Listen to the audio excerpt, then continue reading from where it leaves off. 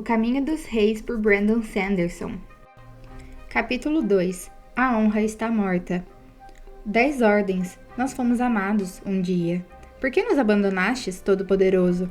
Fragmento da minha alma, para onde fostes? Coletado no segundo dia de Kakashi, no ano de 1171. 5 segundos antes da morte. O indivíduo era uma mulher olhos claros em sua terceira década de vida. 8 meses depois. O estômago de Kaladin roncava quando ele passou o braço pelas barras e aceitou a tigela de lavagem. Ao passar a pequena tigela, era mais uma caneca, por entre as barras, cheirou-a e fez uma careta, enquanto o vagão-cela recomeçava a andar. A lavagem, pastosa e cinzenta, era feita de grãos de taleu cozidos demais, e aquela porção estava polvilhada com restos ressecados da refeição do dia anterior. Repugnante como fosse, era tudo o que teria. Então, começou a comer com as pernas penduradas por entre as barras, observando o cenário. Os outros escravos da cela seguravam suas tigelas defensivamente, temerosos de que alguém lhe roubasse a comida. Um deles, no primeiro dia, tentara roubar a comida de Kaladin. Kaladin quase lhe quebrara o braço. Agora, todos o deixavam em paz. Assim estava ótimo para ele. Ele comeu com os dedos, indiferente à sujeira. Parara de reparar na sujeira meses antes. Detestava sentir um pouco da mesma paranoia que os outros demonstravam. Como poderia ser diferente, após 8 meses de espancamentos, privações e brutalidade? Ele lutava contra a paranoia. Não seria como os outros, mesmo que abrisse mão de tudo mais. Mesmo que tudo lhe fosse tirado. Mesmo que já não existisse esperança de escapar. Uma coisa ele manteria. Era um escravo, mas não precisava pensar como escravo. Rapidamente, terminou de comer a lavagem. Nas proximidades, um dos escravos começou a tossir levemente. Havia 10 escravos na cela, todos homens, sujos, de barbas desgrenhadas. Aquele era um dos 3 carroções na caravana, que estava atravessando as colinas devolutas. Um sol branco avermelhado ardia no horizonte, como se fosse a parte mais quente da fornalha de um ferreiro, tingindo as nuvens ao redor. Borrifos de tinta descuidadamente arremessados sobre uma tela. Cobertas com uma grama de um verde monótono, as colinas pareciam infindáveis. Em uma elevação próxima, uma pequena figura esvoaçava em torno das plantas, dançando como uma libélula. A figura era amorfa, vagamente translúcida. Os esprenos de vento eram espíritos maliciosos que tinham mania de permanecer em lugares inconvenientes. Kaladin esperava que aquele se cansasse e fosse embora, mas, quando tentou jogar sua tigela para o lado, descobriu que ela grudara em seus dedos. O espreno riu e passou zumbindo à sua frente. Nada mais que um feixe de luz sem forma definida. Kaladin soltou um palavrão enquanto tentava desgrudar a tigela. Esprenos de vento costumavam fazer brincadeiras assim. Ele fez mais força, e a tigela acabou se soltando. Resmungando, jogou-a para um dos outros escravos, que começou a lamber os restos da lavagem. "Ei!" sussurrou uma voz. Kaladin olhou para o lado. Um escravo de pele escura e cabelos emaranhados rastejava em sua direção, timidamente, como se esperasse que Kaladin fosse se irritar. "Você não é como os outros", sussurrou o homem, seus olhos negros fixos na testa de Kaladin, que exibia 3 marcas. As 2 primeiras, que compunham um par de glifos, haviam sido impressas 8 meses antes, em seu último dia no exército de Amaran. A terceira, recente, fora impressa por seu atual senhor, Shashi, dizia o último glifo. Perigoso. O escravo mantinha uma das mãos escondida em seus trapos. Uma faca? Não, isso era ridículo. Nenhum daqueles escravos conseguiria esconder uma arma. As folhas ocultas no cinto de Kaladin eram o máximo que alguém podia conseguir. Mas velhos instintos não desaparecem facilmente. Assim, Kaladin vigiou aquela mão. "Eu ouvi os guardas conversando", prosseguiu o escravo, acercando-se um pouco mais. Tinha um cacoete que o fazia piscar frequentemente. "Você já tentou fugir", eles disseram. "Você já fugiu." Kaladin não respondeu. "Olha", disse o escravo, tirando a mão de dentro dos andrajos e apresentando sua tigela de lavagem. Estava cheia pela metade. "Me leve com você na próxima vez. Eu lhe dou isso, metade da minha comida, desde agora até nós escaparmos. Por favor." Enquanto falava, ele atraiu alguns esprenos de fome, que adejaram ao redor de sua cabeça. Lembravam moscas marrons, quase pequenas demais para se ver. Kaladin se virou e olhou para as colinas intermináveis com a grama balançando. Encostou um braço na grade e apoiou a cabeça nele, mantendo as pernas penduradas no lado de fora. E aí? Perguntou o escravo. Você é um idiota. Se me desse metade da sua comida, ficaria fraco demais para fugir. Isso se eu fosse fugir, o que eu não vou fazer. Mas 10 vezes, sussurrou Kaladin. 10 tentativas de fuga em 8 meses, com 5 senhores diferentes. Quantas delas funcionaram? Bem, quer dizer, você ainda está aqui. 8 meses. 8 meses como escravo. 8 meses comendo lavagem e sendo espancado. Quase uma eternidade. Ele já mal se lembrava do exército. Você não consegue se esconder sendo um escravo, disse Kaladin. Não com essa marca na testa. Ah, eu escapei algumas vezes, mas eles sempre me encontram. E lá ia eu de volta. Antes, os homens o chamavam de sortudo, filho da tempestade. Era mentira. Kaladin era má sorte. Soldados eram supersticiosos e, embora no início ele tivesse resistido a pensamentos do tipo, foi ficando cada vez mais difícil. Todas as pessoas que haviam tentado proteger acabaram mortas, repetidas vezes. E agora, ali estava ele, em uma situação ainda pior que no início. Melhor era não resistir. Aquela era sua sina, e ele se resignara a ela. Havia certo poder nisso, certa liberdade, a liberdade de não ter que se preocupar. O escravo finalmente percebeu que Kaladin não diria mais nada, e se afastou, comendo sua lavagem. Os carroções continuaram a viagem, embora campos verdejantes se estendessem em todas as direções. A área adjacente aos matraqueantes veículos era descampada. Quando avançavam, a relva desaparecia, cada haste se recolhendo para o interior de um minúsculo buraco na pedra. Após a passagem dos carroções, a relva despontava timidamente e, por fim, estendia suas folhas. Assim sendo, os vagões-celas se deslocavam ao longo do que parecia ser uma entrada de pedra, capinada especialmente para a passagem deles. Naquele ponto longínquo das colinas devolutas, onde as grandes tormentas eram incrivelmente poderosas, as plantas haviam aprendido a sobreviver. Era o necessário, aprender a sobreviver, estar preparado e aguentar as tempestades. Kaladin captou o odor de outro corpo sujo e suado e ouviu um arrastar de pés. Olhou então para o lado, receoso, esperando ver o mesmo escravo de volta. Mas daquela vez era um homem diferente. Tinha uma longa barba negra, emporcalhada de sujeira e restos de comida. Kaladin mantinha a própria barba curta, permitindo que os mercenários de Tiglath a aparecessem periodicamente. Assim como Kaladin, o escravo usava trapos de estopa marrom, atados com um farrapo, e era olhos escuros, obviamente. Talvez com olhos verdes bem escuros, embora fosse difícil distinguir. Todos pareciam castanhos ou pretos, a menos que estivessem sob luz adequada. O recém-chegado se encolheu e levantou as mãos. Tinha uma erupção cutânea em uma delas, onde a pele se desbotara levemente. Provavelmente se aproximara porque vira Kaladin responder ao outro homem. Os escravos o temiam desde o primeiro dia, mas também estavam curiosos a seu respeito. Kaladin suspirou e se virou para outro lado. Hesitantemente, o escravo se sentou. Você se importa se eu perguntar como você se tornou escravo, amigo? Não consigo deixar de pensar nisso. Todos nós estamos querendo saber. A julgar pelo sotaque e pelos cabelos pretos, o homem era letiano, como Kaladin. A maioria dos escravos era. Kaladin não respondeu à pergunta. Eu roubei um rebanho de chules, disse o homem. Tinha voz áspera, como folhas de papel sendo friccionadas. Se eu tivesse roubado só um chule, eles talvez tivessem me dado uma surra. Mas um rebanho inteiro, 17 cabeças, e ele riu, admirando a própria audácia. Do outro lado do carroção, alguém tossiu de novo. Estavam todos em condições lastimáveis, mesmo para escravos. Fracos, adoentados, subnutridos. Alguns, como Kaladin, eram fugitivos frequentes. Embora Kaladin fosse o único a exibir a marca de Shash, eram os mais desprezíveis de uma casta desprezível, comprados com desconto considerável. Sem dúvida, estavam sendo levados para revenda em algum lugar remoto, desesperadamente necessitando de mão de obra.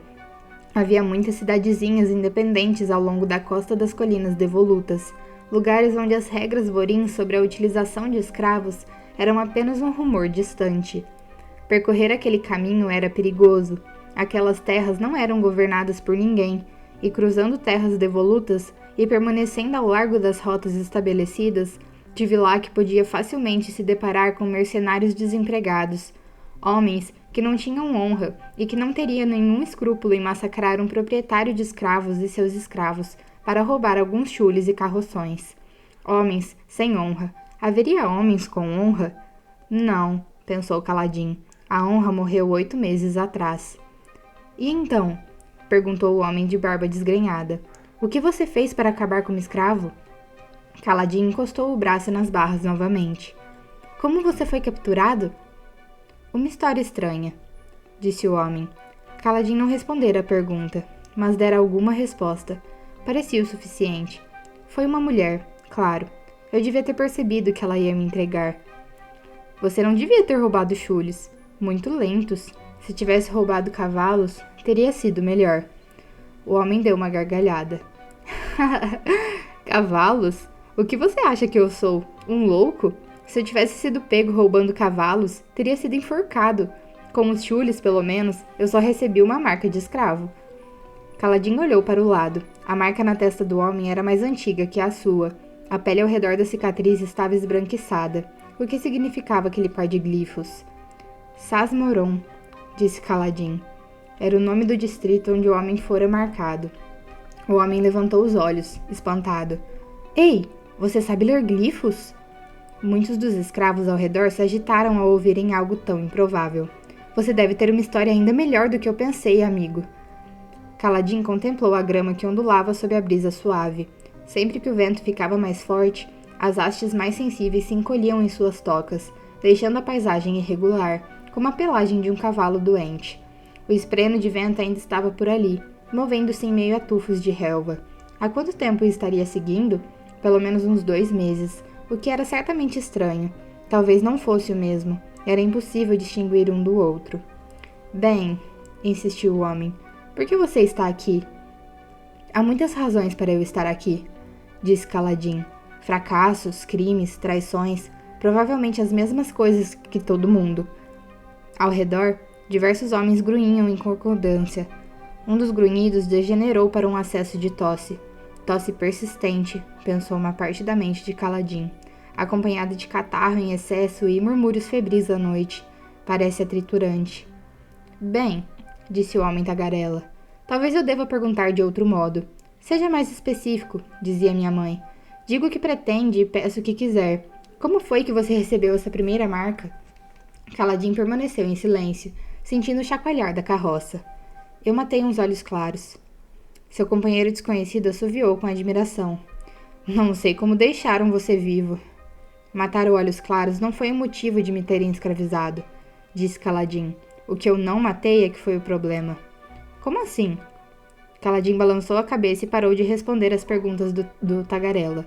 Por fim, o homem se dirigiu para a frente do carroção, onde sentou-se, contemplando os pés descalços. Horas depois, Caladin ainda estava sentado em seu lugar, tateando distraidamente os glifos na testa. Aquela era sua vida, dia após dia, viajar naqueles malditos carroções. Suas primeiras marcas tinham sarado havia muito tempo, mas a pele em torno da marca de chache estava vermelha, irritada e coberta de crostas. Latejava quase como um segundo coração. Doía mais que a queimadura que ele sofrera quando, ainda criança, segurara o cabo quente de uma panela.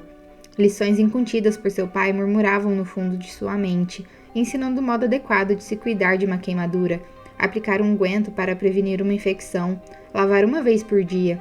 Não eram lembranças reconfortantes, eram um aborrecimento. Ele não tinha seiva de tetrafólio nem óleo de listre, não tinha nem água para se lavar. As partes da ferida cobertas com cascas repuxavam sua pele, provocando uma sensação incômoda. Ele mal conseguia passar alguns minutos sem franzir a testa e irritar a ferida. Acabara se acostumando a limpar os filetes de sangue que escorriam das rachaduras. Seu braço direito estava manchado. Se tivesse um espelho, provavelmente poderia ver pequenos esprenos de putrefação aglomerados ao redor da ferida. O sol se pôs a oeste, mas os carroções continuaram avançando. Salas, a lua violeta, despontou no horizonte a leste, parecendo hesitante a princípio, como se assegurasse que o sol desaparecera. Era uma noite clara, com estrelas tremeluzindo no céu. A cicatriz de Town, uma faixa de estrelas carmesins que se destacavam vivamente das brancas. Estava alta naquela estação. O escravo que tossira antes estava tossindo de novo. Uma tosse úmida e áspera. Em outros tempos, Caladinho teria socorrido de imediato, mas algo nele mudara. Muitas pessoas que tentaram ajudar estavam mortas. Agora, irracionalmente, ele achava que o homem ficaria melhor sem sua interferência. Depois de fracassar com Tien, com Dalet e seu pelotão, e com 10 sucessivos grupos de escravos, era difícil encontrar determinação para tentar outra vez. 2 horas após a primeira lua, Tivlak enfim ordenou uma parada. Seus 2 abutralhados mercenários desceram dos respectivos postos no alto de seus carroções e começaram a preparar uma pequena fogueira. O jovem criado Lanquitaran foi cuidar dos chules. Os grandes crustáceos, quase do tamanho dos carroções, recolheram as suas carapaças para passar a noite, entretidos com punhados de cereais. Em pouco tempo, não seriam mais que 3 elevações no escuro, não muito diferentes de rochedos. Por fim, Tavilak foi cuidar dos escravos, dando a cada um deles uma concha de água, zelando pela saúde de seus investimentos. Ou, pelo menos, pela saúde que se poderia esperar daquele grupo infeliz. Tavilak começou com o primeiro carroção. Caladim, ainda sentado, enfiou os dedos em seu cinto improvisado, verificando as folhas que escondera ali. Elas estalaram de modo satisfatório, secas, rijas e ásperas contra sua pele.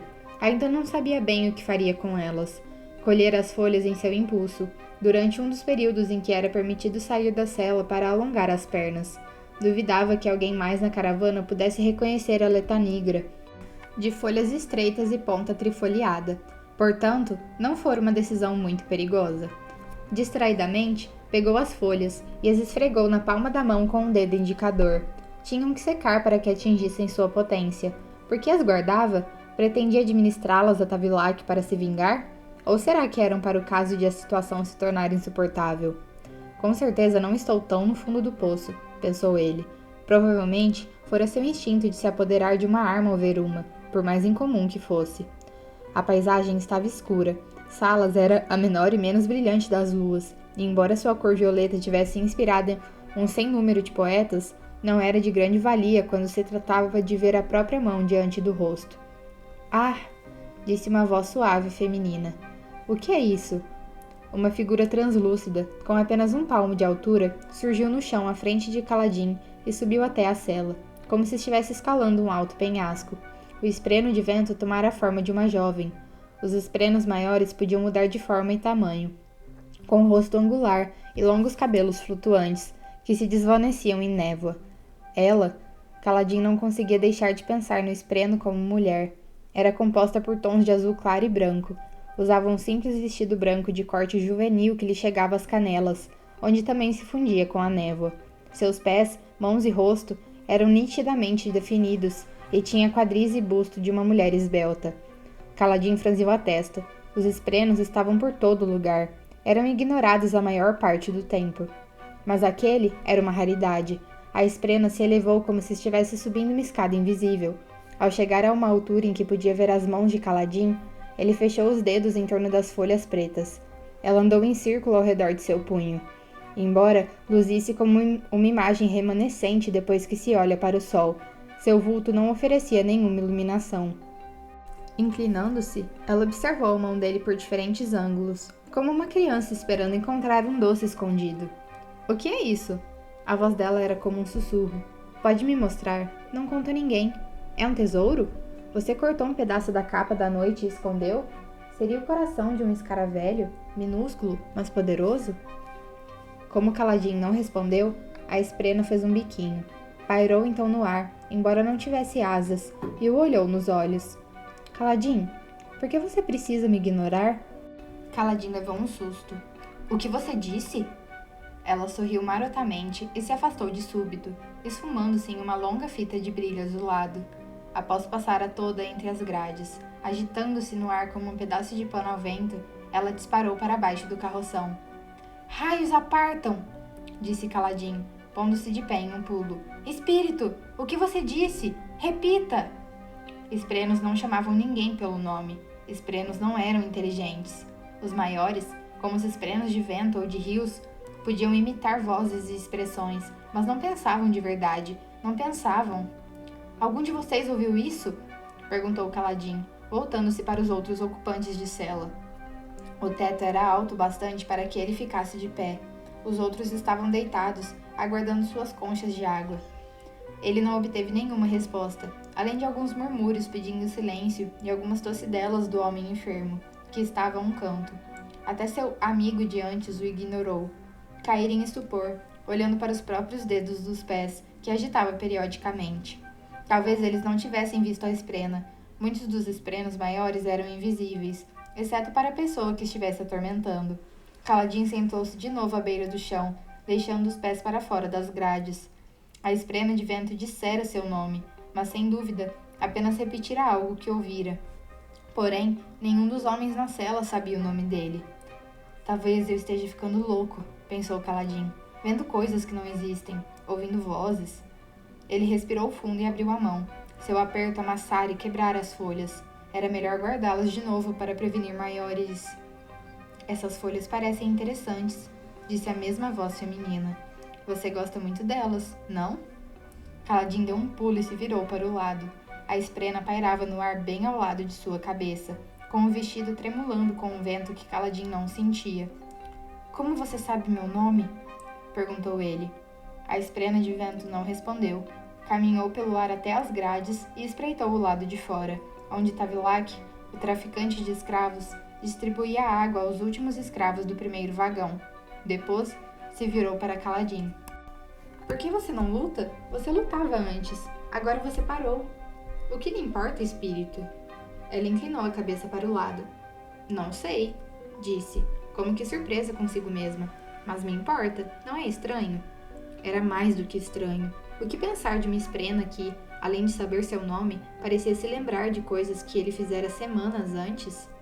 Você sabe que as pessoas não comem folhas, Caladim, disse ela, cruzando os braços translúcidos. Então inclinou a cabeça de novo. Ou não sabe? Não lembro. Vocês são muito estranhos. Enfiam coisas na boca e botam outras para fora quando acham que ninguém está olhando. Como você sabe meu nome? Murmurou ele. Como você sabe? Sei porque é meu. Meus pais me deram esse nome, não sei. Bem, eu não sei também, disse ela, meneando a cabeça como se tivesse acabado de ganhar uma grande discussão. Ótimo, disse ele. Mas por que você está usando o meu nome? Porque é educado, e você é mal educado. Esprenos não sabem o que isso significa. Está vendo? Disse ela, apontando para ele. Mal educado. Caladim ficou atônito. Bem, ele estava longe de onde havia crescido. Estava em solo estrangeiro e comendo comida estrangeira. Talvez os esprenos dali fossem diferentes dos esprenos de sua terra. Então, por que você não luta? Perguntou ela, pousando sobre uma das pernas dele e o olhando. Ela parecia não pesar nada. Não consigo lutar, disse ele, baixo. Você lutava antes. Ele fechou os olhos e pousou a cabeça nas barras. Estou muito cansado. Ele não estava se referindo à fadiga física, embora 8 meses comendo restos lhe tivesse roubado muita da força que possuía quando guerreava. Ele se sentia cansado, mesmo quando dormia bastante, mesmo naqueles raros dias em que não estava com fome, frio ou cheio de dores devido a algum espancamento. Muito cansado. Você já esteve cansado. Eu fracassei, espírito, replicou ele, cerrando os olhos com força. Você precisa ficar me atormentando? Estavam todos mortos, Sen e Dalet, e antes disso, Tuques e os captores. Antes disso, Tien, e antes disso, sangue em suas mãos e o corpo de uma jovem pálida. Alguns dos escravos próximos começaram a murmurar, provavelmente pensando que ele estava louco. Alguém podia até atrair um espreno, mas todo mundo aprendia desde cedo que era inútil falar com eles. Ele estava louco? Talvez fosse uma coisa desejável. A loucura seria uma fuga da dor, mas a ideia o deixava horrorizado. Caladim abriu os olhos. Tavilac finalmente se aproximava de seu carroção segurando um balde de água. Era um homem corpulento, de olhos castanhos, e cocheava levemente, talvez como resultado de uma perna quebrada. Ele era um taileno, e todos os tailenos tinham barbas e sobrancelhas bem brancas, fosse qual fosse a idade ou a cor dos cabelos da cabeça. As sobrancelhas eram bem longas, e os tailenos as usavam repuxadas por cima das orelhas, o que dava a impressão de que tinham 2 mechas brancas em seus cabelos pretos. As roupas de Tvilak, calças listradas de preto e vermelho, com um suéter azul escuro que combinava com seu gorro de tricô, haviam sido elegantes em outros tempos, mas já estavam esfarrapadas. Teria ele sido outra coisa além de traficante de escravos? Aquela vida, a despreocupada compra e venda de seres humanos, parecia afetar os homens. Esgotava a alma, ainda que enchesse os bolsos. Mantendo distância de Kaladin, Tvilak foi com sua lamparina examinar o escravo que tossia na frente da cela. Depois, chamou seus mercenários. Blut? Kaladin não sabia por que se dava ao trabalho de aprender seus nomes. Se aproximou. Tvilak falou com ele em voz baixa, apontando para o escravo. Blut assentiu, seu rosto pétreo sob a luz da lamparina, e pegou o porrete que levava no cinto. A esprena de vento assumiu a forma de uma fita branca e adejou em direção ao enfermo. Após girar e dar cambalhotas algumas vezes, aterrissou no chão, onde reassumiu sua forma de garota. Examinou então o homem, como uma criança curiosa. Kaladin virou o rosto e fechou os olhos, mas continuou a ouvir a tosse. Em sua mente, a voz de seu pai ecoava. Para curar a tosse triturante, disse ele, em sua entonação atenciosa e precisa. Administre 2 punhadas de era de sangue em pó todos os dias. Se não tiver a era, dê muitos líquidos ao paciente, de preferência com açúcar. Um paciente hidratado tem mais chances de sobreviver. A doença parece muito pior do que é. É bem provável que sobreviva. A tosse continuava. Alguém destrancou a cela. Será que saberiam como ajudar o homem? Uma solução tão fácil, se lhe dessem água ele sobreviveria. Mas isso não tinha importância. Era melhor não se envolver. Homens morriam nos campos de batalha. Um rosto jovem, tão familiar e querido, olhando para Kaladin em busca de salvação. Uma espada abrindo um pescoço. Um fractário investindo contra as tropas de Amaran. Sangue, morte, fracasso e dor. E a voz de seu pai. Você pode mesmo abandoná-lo, filho? Deixar o homem morrer quando poderia ter ajudado? Raios! Parem! Gritou Kaladin, pondo-se de pé. Os demais escravos se encolheram. Blut deu um pulo, batendo a porta da jaula e brandindo seu porrete. Tvilak se escondeu atrás do mercenário, utilizando-o como escudo. Kaladin respirou fundo, fechou a mão sobre as folhas e levou a outra até a cabeça, limpando uma mancha de sangue. Então, atravessou a cela, os pés descalços ecoando no chão. Blut observou Kaladin se ajoelhar ao lado do enfermo. A luz bruxuleante iluminava um rosto comprido e emaciado, com lábios quase enxágues.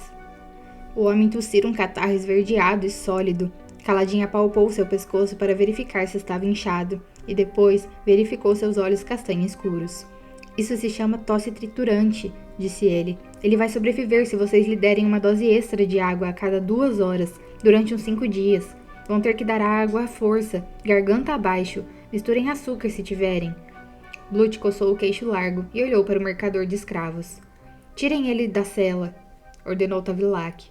O escravo doente acordou quando Blut destrancou a cela. O mercenário fez sinal com o porrete para que Kaladin se afastasse. Relutantemente, Kaladin recuou. Blut guardou o porrete, segurou o escravo por baixo dos braços e o arrastou para fora, observando Kaladin nervosamente. A última tentativa frustrada de Kaladin envolvera 20 escravos armados. Seu senhor deveria tê-lo executado por isso, mas alegara que Kaladin era intrigante. Marcara-o com um glifo de Shash e o vendera por uma ninhara. Parecia haver sempre um motivo para que Kaladin sobrevivesse quando aqueles que tentara ajudar morriam. Alguns homens podiam ter visto aquilo como uma bênção, mas ele viu o fato como um tipo irônico de tormenta. Durante seu tempo, com o último senhor, ele conversara com um escravo do ocidente, um selaiano, que lhe falara da antiga magia das lendas de seu povo e de sua capacidade para amaldiçoar pessoas. Será que era isso que estava acontecendo com ele? Não seja bobo, disse a si mesmo. A porta da cela foi batida e trancada. As celas eram necessárias. Tvilak tinha que proteger seus frágeis investimentos das grantormentas. Os vagões possuíam reforços de madeira que podiam ser instalados durante temporais inclementes. Blut arrastou o escravo até as proximidades da fogueira, bem ao lado do barril de água ainda fechado. Kaladin sentiu-se relaxar. Aí está, disse a si mesmo. Talvez você ainda possa ser útil. Talvez haja uma razão para você se preocupar com os outros. Kaladin abriu a mão e olhou para as folhas pretas esfareladas. Não precisaria delas. Colocá-las às escondidas na água de Tavilac não só seria difícil, como também sem sentido. Ele desejava mesmo a morte do traficante de escravos? De que isso adiantaria? Um ruído abafado ressoou no ar, seguido de outro, ainda mais abafado, como se alguém tivesse deixado cair um saco de grãos. Kaladin ergueu a cabeça e observou o lugar onde Blut depositara o enfermo. O mercenário levantou novamente o porrete e o baixou com violência. Ouviu-se um som de algo se quebrando quando a arma se abateu sobre o crânio do escravo. O escravo não emitira nenhum grito de dor ou protesto. Seu corpo tombou na escuridão. Blut o recolheu com indiferença e o colocou sobre o ombro. Não! Berrou Kaladin, batendo com as mãos nas grades.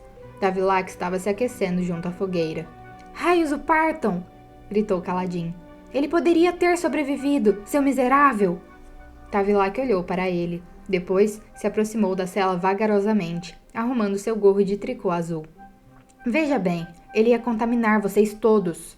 O homem falava com um leve sotaque, juntando palavras, sem dar ênfase às devidas sílabas.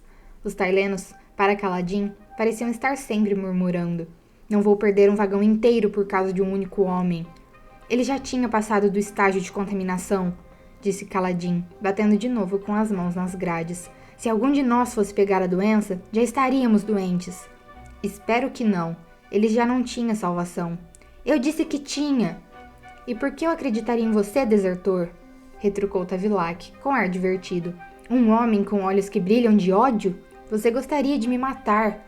Ele deu de ombros. Mas isso não me importa. Quero que você esteja forte quando chegar o momento das vendas. Você deveria me abençoar por ter salvado da doença daquele homem. Vou abençoar você depois que empilhar pedras sob seu túmulo, replicou Kaladin. Tavilac sorriu e caminhou de volta para a fogueira. Mantenha essa fúria, desertor, e essa força. Vão me valer um bom dinheiro quando nós chegarmos. Não se você não viver até lá, pensou Kaladin. Tavilac sempre aquecia na fogueira a água que sobrava do balde que usava para os escravos. Fazia um chá com ela. Se Kaladin garantisse que seria o último a receber a água, pulverizasse as folhas e as jogasse no... Kaladin se mobilizou. Depois, olhou para as próprias mãos. Na pressa, havia se esquecido de que estava segurando a letanigra e deixara cair os pedaços quando batera com as mãos nas grades. Somente alguns fragmentos haviam sobrado, grudados às suas palmas, não em quantidade suficiente para serem eficazes. Ele olhou para trás. O piso da cela estava sujo e coberto de fuligem. Se os fragmentos tivessem caído ali, não haveria meio de recolhê-los. E de repente, um vento se levantou, soprando poeira, farelo e sujeira, que estavam no carroção pela noite adentro. Até nisso Kaladin fracassara. Ele se sentou, apoiou as costas nas grades e baixou a cabeça, derrotado, e aquela maldita esprena de vento continuava a esvoaçar ao seu redor, parecendo confusa.